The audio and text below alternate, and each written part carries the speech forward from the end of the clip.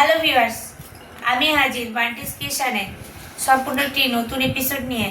আজকে মাধ্যমিকের ফিজিক্স থেকে অর্থাৎ ভৌতবিজ্ঞান থেকে তোমাদেরকে সম্পূর্ণ নতুন একটি টপিক সম্পর্কে ধারণা দেব কিছু, যাতে তোমরা একবার বুঝতে পারলে পড়াটি ধীরে ধীরে মুখস্থ করে নিতে পারো। এর জন্য তোমাদেরকে বারবার করে কষ্ট করে পড়ার দরকার নেই।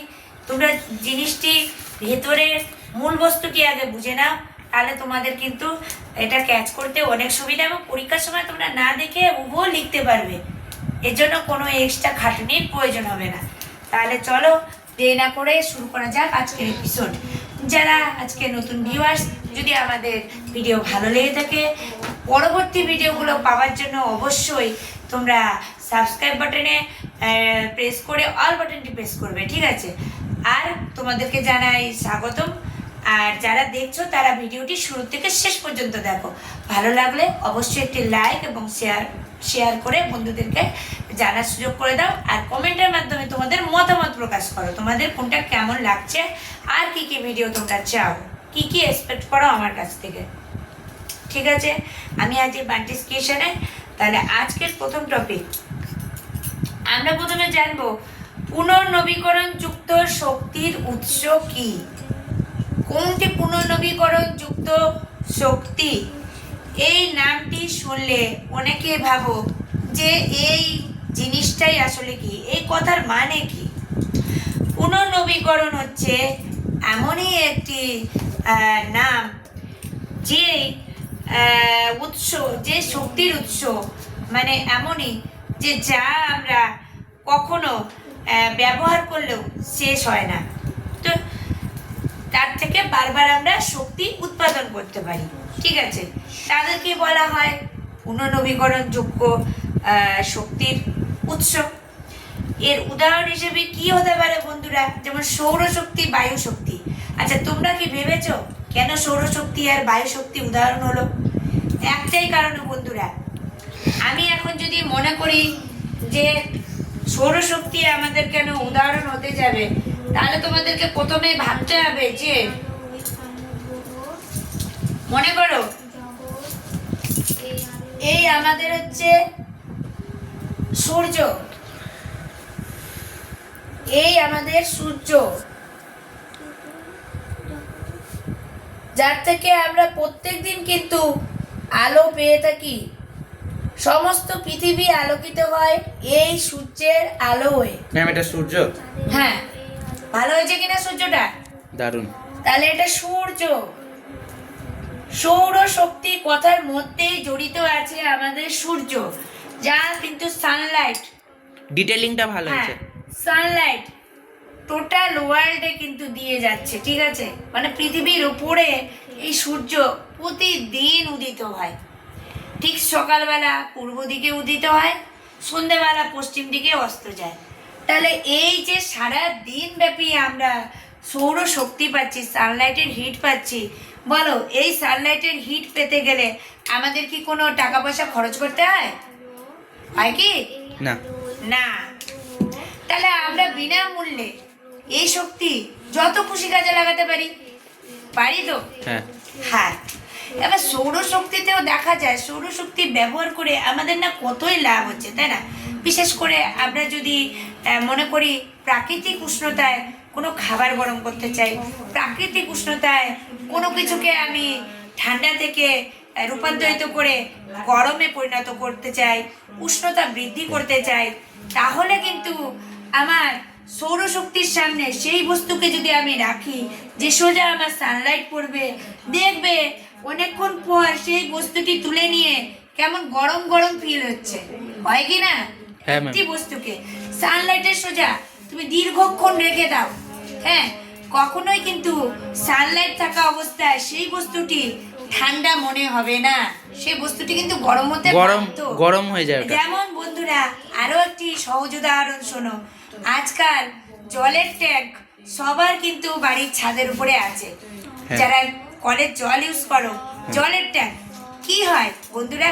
সানলাইটের দিনে জলের ট্যাঙ্কের জল কি হয়? উত্তপ্ত হয় কিনা? হ্যাঁ, গরম হয়ে যায় ওটা। হ্যাঁ, মাঝে মাঝে দেখবে ট্যাঙ্কি বলে। অতিরিক্ত গরমের দিনে, হ্যাঁ, সানলাইটের প্রবল উষ্ণতার জন্য জলের ট্যাঙ্কির কাছে তোমরা কান পেতে দেখবে যেন জলগুলো ফুটছে, হ্যাঁ, হ্যাঁ। ঝিরঝির শব্দ পাওয়া যায়। হয়, একটু হয়। পরীক্ষা করে দেখে আমাকে কমেন্টে জানিও তো কে কে পরীক্ষা করে এটা দেখেছো। ঠিক আছে বন্ধুরা, তোমাদেরকে বলা থাকলো। আমি ম্যাম দেখেছি, আমি যেহেতু ফুটে নিজে- মনে হচ্ছে ওটা জলটা হ্যাঁ, নিজে ভিতরে। যেহেতু এই এই জিনিসটি ফলো করেছি, তাই এর থেকে সহজ উদাহরণ আমার আর গরম কিছু জল। মনে হলো না। তাই তাই আমরা কি করব, একটু রোদ্রের মধ্যে অনেকক্ষণ হয়ে যাবার পর ট্যাঙ্কির কাছে কান পাতবো, জলের ট্যাঙ্কির কাছে কান পাতবো, দেখবো যেন ঝিরঝির ঝিরঝির শব্দ হচ্ছে। কিসের শব্দ? আসলে জলটা কিন্তু তুমুল গরম হয়ে গেছে। সেই জলে যদি তুমি কোনো কাজ করতে যাও, অবশ্যই প্রথমেই মনে হবে কি, আহ কি গরম জল, প্রথমে হ্যাঁ। তোমার এটা মনে হবে। হ্যাঁ, তাহলে শুধু জল গরম কেন, আমরা তো রান্নাও করতে পারি, অবশ্যই পারি বন্ধুরা, সোলার কুকারে। সোলার কুকারটা কি ম্যাম?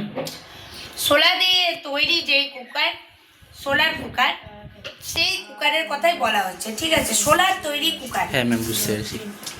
আচ্ছা, তাতে রান্নাও করতে পারি। আচ্ছা, এবার গেল সৌরশক্তির ডিপার্টমেন্ট ক্লোজ। এবার আসি বায়ু শক্তি। বায়ু মানে হাওয়া। হাওয়া যেমন খুশি তেমন, যেদিক খুশি সেদিকে এটা তো হাওয়া। হাওয়া মনে করো বয়ে যাচ্ছে, এদিক থেকে এদিকে চলে যাচ্ছে, দক্ষিণে হাওয়া অথবা উত্তরে হাওয়া। ঠিক আছে, বয়ে যাচ্ছে। হাওয়ার কাজ কি? শুধু বয়েই চলে যাবে, এইভাবে এইভাবে এইভাবে এইভাবে দেখা গেল বয়ে যাচ্ছে বয়ে যাচ্ছে বয়ে যাচ্ছে। এখান থেকে শুরু, কখন থেকে সে বইছে আর বয়েই যাচ্ছে।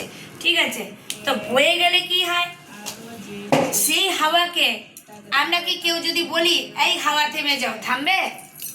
না। থামবে না। আচ্ছা, আমাদের যদি মনে হয় বায়ু শক্তিকে আমরা কাজে লাগাতে পারি, অবশ্যই বন্ধুরা, হাওয়ার মাধ্যমে আমরা অনেক কাজ করতে হ্যাঁ পারি। ম্যাম। তো সেই হাওয়ার মাধ্যমে যখন আমরা কাজ করতে যাই, আমাদের কি কোনো টাকা পয়সা খরচ হয়? না ম্যাম। হয় না। তাহলে পুনর্নবীকরণযোগ্য শক্তির উৎসের মূল উদাহরণ দুখানা পেয়ে গেলে তোমরা। এক হচ্ছে সৌরশক্তি মানে এই সূর্য, সূর্যালোক। হ্যাঁ। দুই হচ্ছে বায়ু শক্তি মানে বায়ু বাতাস শক্তি। বইছে। হ্যাঁ। এবার চলো পুনর্নবীকরণযোগ্য শক্তির উৎসের কি সুবিধা, এটা আমরা যখন সংজ্ঞা আলোচনা করছিলাম, মানে কাকে বলে, কোন কোন জিনিস উৎস, তখনই আমরা জানতে পেরেছিলাম যে এই শক্তি যতই আমরা বারবার ব্যবহার করি না কেন বন্ধুরা, তা কি কখনো শেষ হবে? শেষ হবে কি সৌরশক্তি আর বায়ু শক্তির? না। প্রচুর পরিমাণে, মানে অফুরন্ত, যতই ইউজ করো না কেন শেষ হবে না। আচ্ছা, তাই এটার একটা সুবিধা সবচেয়ে বড়। আর কি সুবিধা আছে? পুনর্নবীকরণযোগ্য শক্তির ব্যবহারের ফলে পরিবেশ সাধারণত দূষিত হয় না, মানে পরিবেশ দূষণকে এরা রোধ করে। আচ্ছা, কিন্তু পুনর্নবীকরণযোগ্য শক্তির উৎস ব্যবহারে যদি অসুবিধা সম্পর্কে পরীক্ষায় চলে আসে প্রশ্ন, তখন তোমরা কি লিখবে? যেমন সুবিধা রয়েছে তেমন তো অসুবিধাও থাকতে পারে কিনা? পারে তো? তাহলে অসুবিধা কিরকম অসুবিধা সেটা শোনো। এই উৎসগুলি থেকে প্রয়োজনীয় শক্তি আহরণে উন্নত প্রযুক্তিবিদ্যার প্রয়োজন। ফলস্বরূপ এই শক্তি উৎপাদনের প্রাথমিক খরচ বেশি। মানে প্রথম যখন উৎপাদন করা হবে, এই শক্তি থেকে কিছু উৎপাদন করা হবে, তখন অবশ্যই প্রাথমিক খরচ লাগে। মানে এই শক্তিকে ব্যবহার করে আমরা নতুন কিছু শক্তি তোমার উৎপন্ন করতে চাইছি, তাহলে আমার কোনো যন্ত্রবন্ধ কোনো কিছু দরকার হলো না। ঠিক আছে, হ্যাঁ। সেই ক্ষেত্রে তো আমার টাকা একটু হলেও খরচ হবে, হ্যাঁ। প্রাথমিক খরচ আছে। হ্যাঁ। এইটাই যা অসুবিধা। এমনিতে কিন্তু কোনো খরচ নেই। দেখো না। সূর্যালোকের মনে আছে, হ্যাঁ। তাতে কোনো খরচ হচ্ছে না। নেই। বায়ুর মনে বইছে, হ্যাঁ, ওটা তো তাতেও খরচ হচ্ছে নেই। না। হ্যাঁ। খরচ কখন হবে? যখন যন্ত্রাংশ বা কোনো কিছুতে হ্যাঁ। আমি সেটাকে রূপান্তরিত করে আমি হ্যাঁ। চালনা করব নতুন ভাবে, তখনই খরচ হবে খরচ হবে। যন্ত্রাংশতে। আর তারপর দেখো আর কি অসুবিধা, এগুলির ব্যবহার অনেক ক্ষেত্রে শর্ত নির্ভর। যেমন শর্ত নির্ভর কেন বলেছে? শর্ত তা নির্ভর। আমরা কি এই যে সূর্যের আলো প্রতিদিনই সমানভাবে পাই? কখনো কখনো তো কম পাই বন্ধুরা। হ্যাঁ। যেমন রৌদ্র করজ্জ্বল পরিস্থিতিতে, রৌদ্র করজ্জ্বল দিনে, হ্যাঁ মানে প্রচুর রোদ থাকবে, এমন দিনে আমরা অফুরন্ত শক্তি পাই।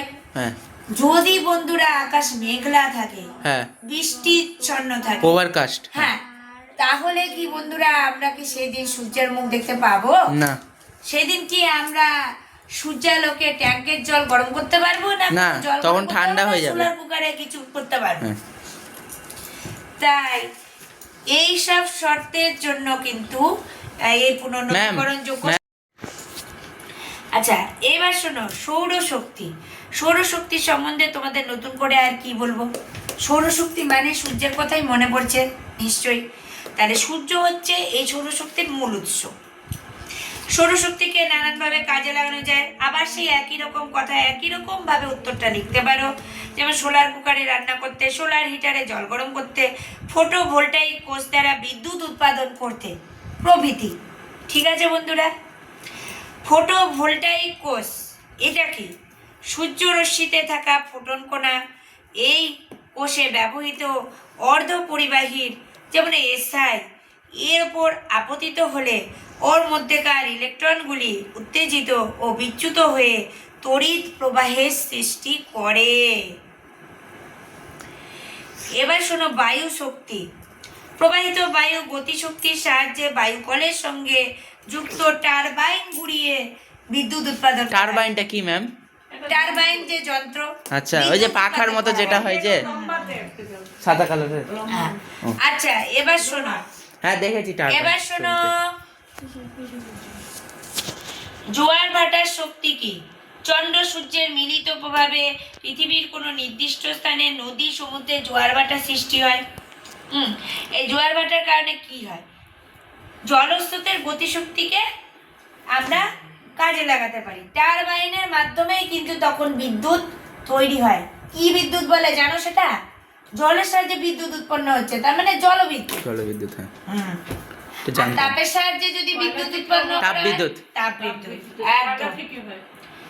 তাহলে ভূতাপ কি? শক্তির মধ্যে কিন্তু ওটা যাচ্ছে। কয়লা থেকে আছে।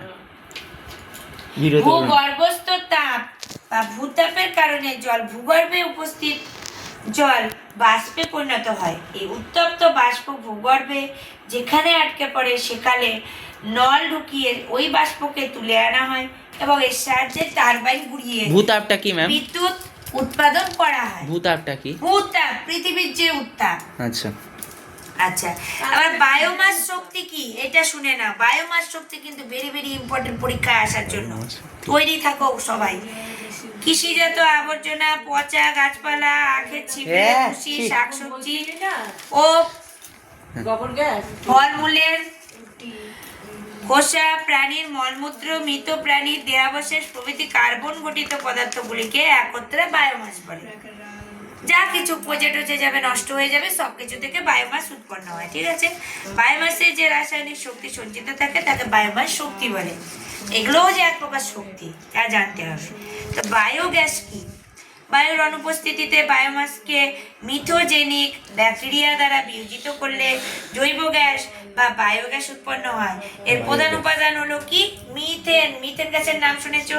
হ্যাঁ 50 থেকে 80% থাকে। হ্যাঁ। এছাড়া এর মধ্যে থাকে CO2 মানে কার্বন ডাই অক্সাইড, হ্যাঁ সামান্য H2S থাকে, হ্যাঁ জলীয় বাষ্প থাকে। হ্যাঁ। বায়োগ্যাসকে বিভিন্ন কাজে ব্যবহার করা হয়, যেমন জ্বালানি হিসাবে, হ্যাঁ আলো জ্বালাতে, বিদ্যুৎ উৎপাদন করতে। এবার বায়োফুয়েল কি? চলো জেনে নিই। বায়োমাস থেকে উৎপন্ন জ্বালানিকে বায়োফুয়েল বলে। হ্যাঁ। বায়োমাসকে কাজে লাগিয়ে আমরা যে জ্বালানি তৈরি করলাম তাই হচ্ছে বায়োফুয়েল। আচ্ছা কঠিন বায়োফুয়েল কোনগুলো? কাঠ, বাঁশ, খড় ইত্যাদি। আর গ্রামাঞ্চলে জ্বালানি রূপে ব্যবহৃত হয়। গ্রামাঞ্চলে তো জানো বাঁশকুড়ি দিয়ে কত রান্না হয়। হ্যাঁ হ্যাঁ দেখেছি। তাহলে তরল বায়োফুয়েল কি? বায়ো ইথানল ও বায়োডিজেল। ঠিক হ্যাঁ। আছে? ডিজেল। হ্যাঁ, ডিজেল।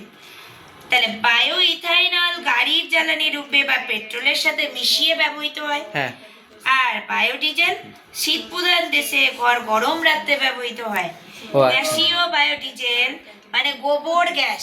গ্যাসীয় বায়োডিজেল হচ্ছে গোবর আচ্ছা। গ্যাস যেটা আচ্ছা হ্যাঁ জ্বালানি রূপে ও বিদ্যুৎ উৎপাদনে ব্যবহার করা হয়। হ্যাঁ আর দুটো ইম্পর্টেন্ট কোশ্চেন নিয়ে আজকের টপিক আমি শেষ করব। তোমাদের কেমন লাগছে বন্ধুরা? ভালো লেগে থাকলে লাইক কমেন্টের মাধ্যমে জানিয়ে দাও। কয়লা খনির মিথেন। কয়লা খনিতে কয়লার কঠিন স্তরে অতি শোষিত অবস্থায় থাকা মিথেন গ্যাসকে কোলবেড মিথেন বা কয়লা খনির মিথেন বলে। ভারত সহ বিভিন্ন দেশে জ্বালানির এক গুরুত্বপূর্ণ উৎস হিসেবে বর্তমানে কোলবেড মিথেন ব্যবহৃত হচ্ছে। আরেকটি কি মিথেন হাইড্রেট, এটা সম্পর্কে জেনে নাও। মিথেন হাইড্রেট হচ্ছে তার সংকেত 4CH423H2O। এটা বড় সংকেত, এটা একটু পড়ে নিলে তোমাদের মনে থাকবে।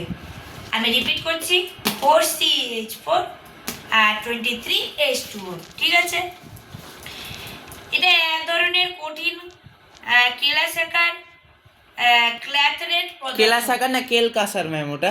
কেলাসাকার কেলাসকার না কেলাসাকার? কেলাসাকার আচ্ছা জলের অণু দিয়ে গঠিত বরফ সদৃশ কেলাসের মধ্যে প্রচুর পরিমাণ মিথেন আবদ্ধ হয়ে এই পদার্থ গঠিত হয়।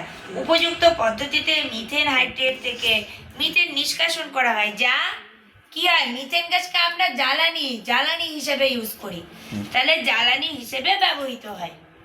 তাহলে বন্ধুরা আজকে আমি তোমাদের জন্য এই টপিকটি বলে শোনালাম। তোমাদের কেমন লাগলো আমার ক্লাস তা কিন্তু জানাতে ভুলো না। আর তোমরা মন দিয়ে দেখো, যেমন দেখছো তেমন খাতায় নোটও করো, না দেখে লেখার প্র্যাকটিস করো এবং মুখস্থ করো বাড়িতে, ঠিক আছে? আসল ব্যাপার আমি তোমাদেরকে বুঝিয়ে দিয়েছি। এবার তোমরা পরীক্ষার জন্য নিজেরা প্রিপেয়ার হয়ে যাও এবং ভালো করে পরীক্ষা দাও। সবার জন্য গুড উইশ থাকলো। আর পরবর্তী এপিসোড নিয়ে খুব শিগগিরই হাজির হব। আজকের মতো এই টপিকটি এখানেই শেষ করছি। সবাইকে ভিডিওটি দেখার জন্য জানাই অসংখ্য